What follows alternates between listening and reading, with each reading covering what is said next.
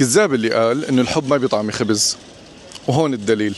في بداية الستينات شاب سويدي اسمه يوران ترك مدينته وأهله لينتقل ويعيش قريب من البنت اللي كان بيحبها بقرية صغيرة وسط وحدة من غابات السويد. وهنيك فتح متجر صغير تحت بيته وسماه جيكوس.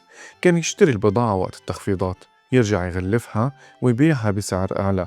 وهاليوم وبعد أكثر من 60 سنة هالمكان صار أكبر متجر خصومات بأوروبا، بأكثر من 100 ألف منتج بكل المجالات، وبيستقبل 5 مليون زائر سنوياً من كل مكان، من السويد وحتى من دول أوروبية تانية.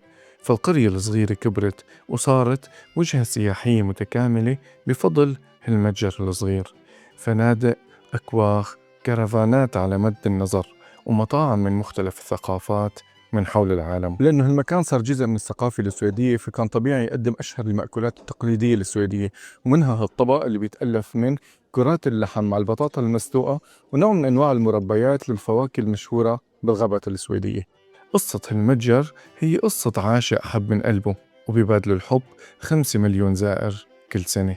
وإذا بتسألني شو الدرس، فبقول لك الحب فعلا بطعم خبز.